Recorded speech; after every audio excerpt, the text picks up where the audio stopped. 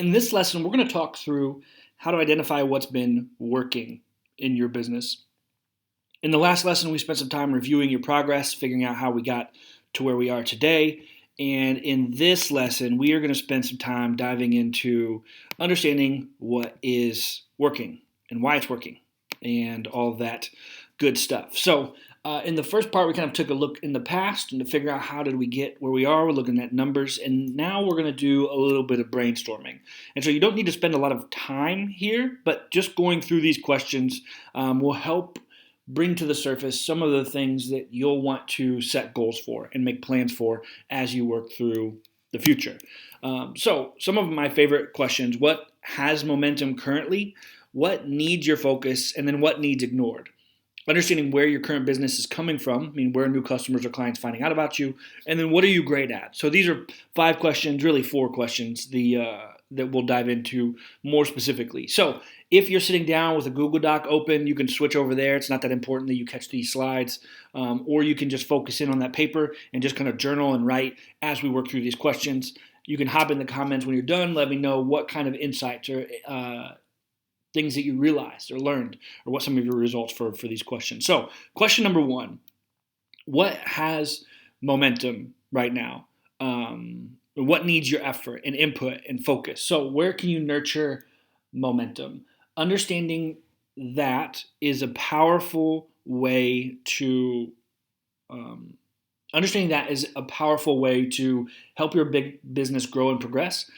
Momentum is something where once you have it going, once you put a little bit of effort in, you get more than, you get a bigger payoff. So if you think of when you're running, if you have momentum, it's easier to keep running, or it's harder to stop something if you have a lot of momentum in one way. And so as a small, tiny business, paying attention to where you have momentum and continuing to push in on that is critical and important. Number 2, what needs your focus, and then what needs ignored? Spend a couple of minutes just thinking about, what do you think needs a little bit more of your brain power or attention or time or energy? Is there certain customers and clients that could use more of your focus? Is there certain projects that you're working on? Is there habits that you can build into your day-to-day that if you put some more focus and energy in there, you'd be happier? What needs ignored? There's so many different things to be doing in a business. Huge businesses have thousands and thousands of employees because there's so many specific things to be doing. And you, as a small business, only hold you can only hold so many things in your brain. You only have enough time for so many things. So there needs to be some stuff that gets ignored.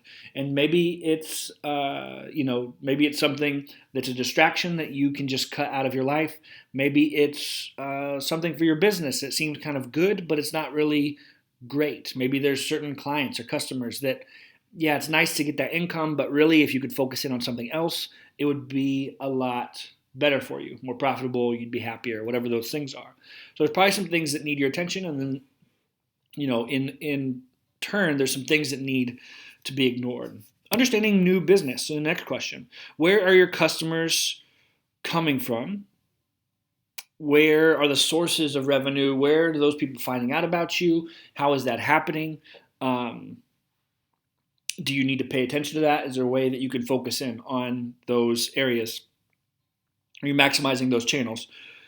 And then, the next question is there customers that you have that you can do more business with?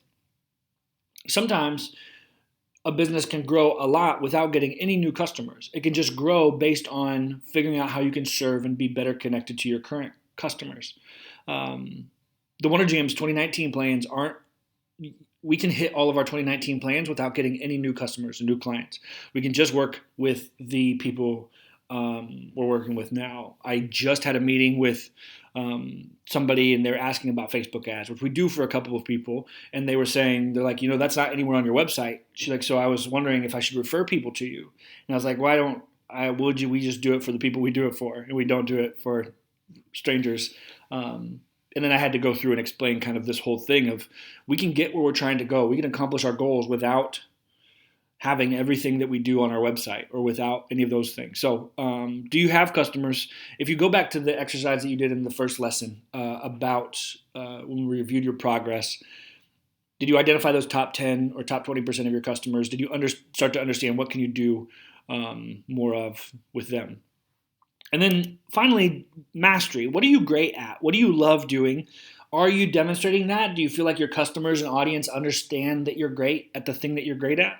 How can you improve your craft, whatever that is? Can you get better at something? Do you feel proud of the work that you're doing and the things that you're putting out into the world? So these are 4 different things to think through. Thinking through momentum, thinking through focus, thinking through where is new business coming from and where do you think there's opportunities for new business, and then thinking through your level of mastery.